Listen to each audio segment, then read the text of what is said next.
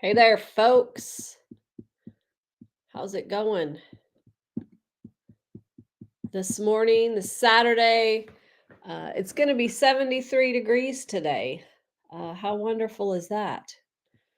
Unfortunately, I'm in Missouri, so I don't think it's going to stay that nice around here because it just doesn't. But I'm excited.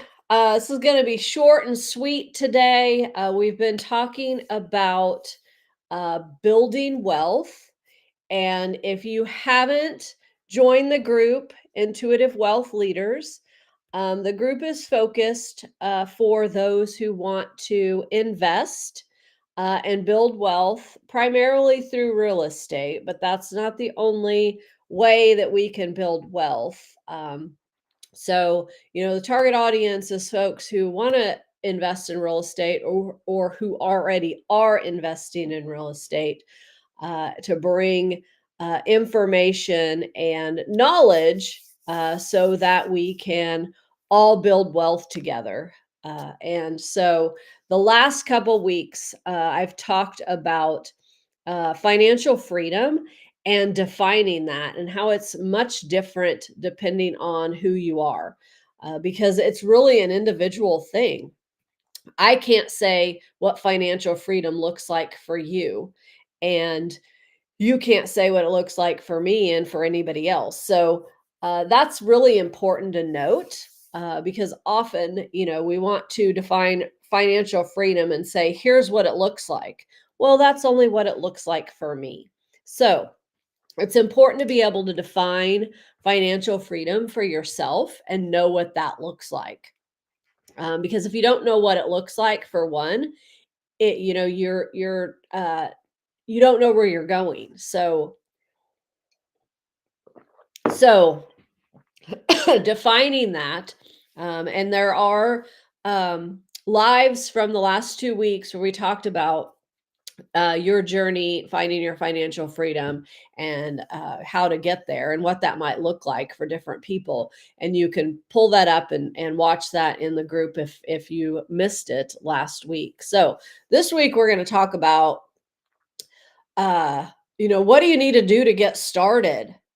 So of course, I'm going to tell you, you need to have a plan.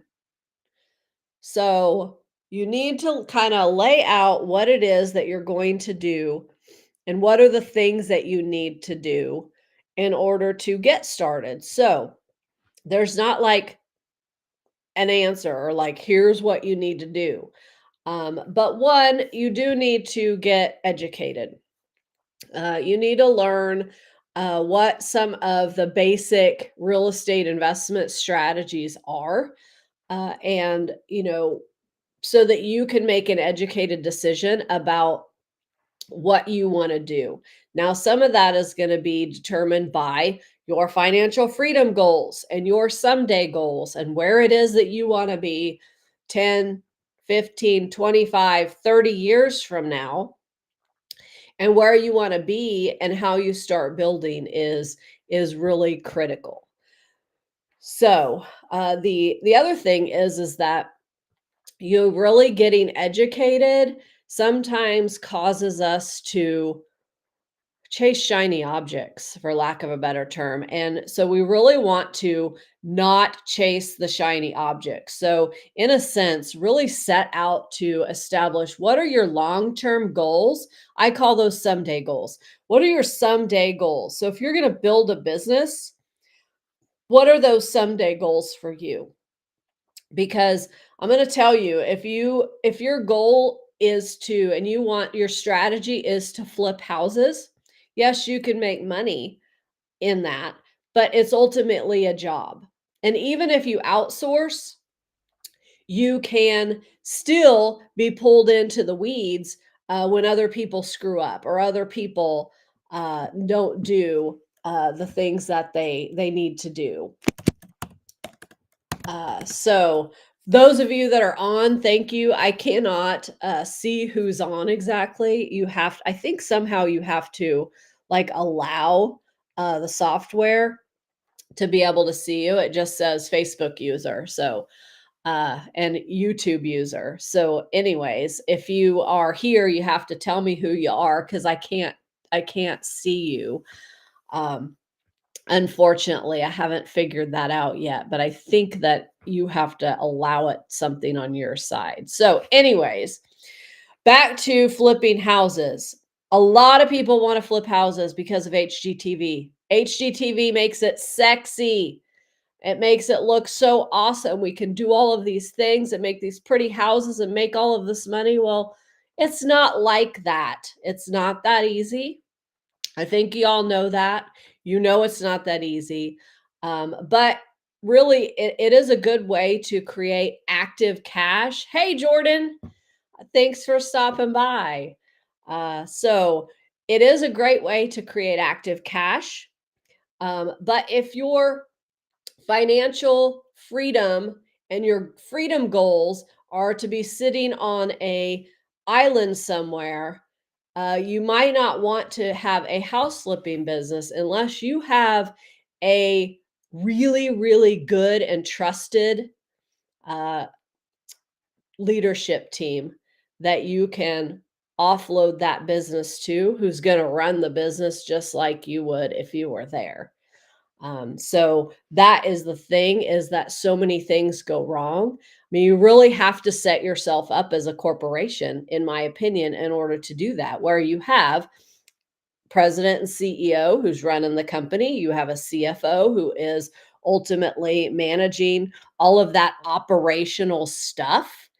And you may have a financial person, and that handles the books, and so you really create a corporation in order to be a successful flipping business that ultimately you can step back from and go be on a beach somewhere. So that income for you at that point may become passive. But it's not passive when you have to come back and straighten things out and make sure that things are done right, or fix correct things that people didn't do correctly, and all of that. So it may just be a headache. So think about that when you are aligning your strategies and figuring out what it is that you want to do. Think about, how do I want to be spending my time every day? And what's the best strategy to help me be able to do that? Yes, Airbnbs are a good, or short-term rentals are a good avenue for cash flow. They cash flow great. You may have to deal with some municipalities and some difficulties there, as we have in Kansas City, Missouri. But if you outsource the management, it may not be too much of a headache because you're not doing all of that. But if you're self managing, you have people calling you saying, I need this, and there's not enough toilet paper. It's not clean, it's not perfect. And so there are things that you have to deal with, and that's constant. That's constant for you to have to deal with. And in my mind, that's not something that I want to deal with. And that's not something that I see as passive for me. Maybe for you it is. Maybe that's, as passive as you want to be, that you still want to have some of that control. And that's totally fine. But that's been the whole point of the last 2 days, is this is all individualized, and your journey is yours. What you decide to do is for you. It Nobody else can tell you how to do it exactly, because what works for me may not work for you. So get educated, find some books and articles. Everybody steers us to bigger pockets. It's a great place to get involved and to learn from people who have been investing for a long time, and ask questions. Get some books, and read from successful real estate investors. Who are those people? So I really aspire to be a problem solver and a creative financer. And so reading Jack Miller's book. Jack Miller passed away a years ago, but he was doing this around the time I was born. And I'm 50. So, he was a very smart guy, and others who he taught Pete Fortunato, Bill Cook, others that have followed in his footsteps are still educating today. And those are the folks that I really want to plug in and learn from because they have been doing things forever and they know how to do them correctly. And so these things have been being done for 50 years. And so why not follow with what's been working? There's no need to change stuff, no need to say, "Oh my gosh, it's 2024, we have to do things different," because really we don't. Those things still do work. So, get plugged into some online resources, not too many. Just pick a few. I'm not going to recommend any today. We may have folks, we are going to start having folks come in and speak and educate. And so there may be some resources there that you can follow, but follow those resources. Just pick a few so that you don't get overwhelmed. Because a lot of times they're all saying a little bit of the same stuff, and there's no sense in having to have follow 20 podcasts. That's just overwhelming, and that will overwhelm you. So, um, next, you really need to assess your financial standing. Do you have money to invest right now? Is that something that you can get your hands on? Do you have a way to get money into a self-directed IRA that you can invest with? Now that's a little bit tricky because you can't invest with a self-directed IRA into your own deals. So we can talk about that later or in some of these educational sessions. But know what it is that you're going in with. And I'm not at all saying that you have to have money because you don't have to have a lot of money to invest, and you don't have to start with wholesaling or flipping in order to invest in real estate. So, set some goals around what you want to do and follow those goals. So, create a budget, move yourself forward, and just go do it. So, I am the one of those that has really struggled with figuring out what it is that I really want to do. And I in the just the last month, I've really refocused my vision. I had done this before, but I really had to come back and refocus on my vision. What's my vision for me? What's my vision for my business? And then reestablish what those goals are for both. For my uh, real estate business for Mastiff home buyers, I had set out someday goals that I was like, crap, I need to be doing these things today, like right now. I don't need to wait. Hey, Kevin Tan, how are you? So I don't need to wait to do the things that I want to do. I need to just figure out how to do it with the resources that I have. So start setting clear goals around that. Build your network. So yeah, what they say about building your network, and your network is worth your net worth. That's really true. The people you know and the people you can plug into to help you is critical. So plug into the right people. Plug into those who have been doing things for a long time and know what they're doing. Have a strategy that's similar to yours and that you can really truly learn from. And let me tell you, uh, partner with them. If you don't know yet what you're doing, don't just ask them to have coffee with you and go and you pick their brain, because people really don't like that. But, be a partner for them. What do they need? How can you help them? And in return, you can learn from them. So, I've done a couple of deals actually where I didn't really know how to write up an equity share note. So I found a deal, found a funder, a person who would fund the deal, and he helped me write up an equity share note. So ultimately, we share the profits of that deal. So that was a learning experience for me to be able to just do that one thing. So, hey, Justin, how are you? Um, yeah, I can see Kevin Tan's picture, but I can't see anybody else's. So I can't yet see who people are. I think you have to approve something on your end for Restream to be able to show your picture. Um, but I'm not sure. I'll try to find instructions for how to do that. So, on to the next piece, develop a strategy. What's your strategy in your niche now that you've determined here are my someday goals? Here's what I'm going to be doing. What's my strategy to get there? So, that's going to really be broken down into someday goals, 5-year goals, year annual goals, and clear down into monthly and daily actions. Because what happens is we decide on what it is that we want to do, and we go, okay, I figured this out, this is what I'm going to do, here's my goal. And then, a quarter goes by and we're like, oh crap, we need to work on that goal. We haven't done anything. However, if you prioritize the things that are going to move you towards that goal, and those are the things that you do weekly and you measure weekly, and then you measure them daily, you actually take actions daily, you will see yourself moving towards those goals. So, uh, that is going to be part of the big plan.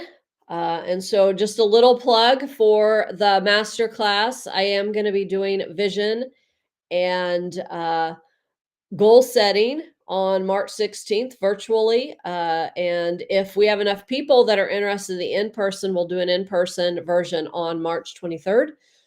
So, I am promoting that right now and hope to get some more interest, because we'll be walking through vision and setting out your goals.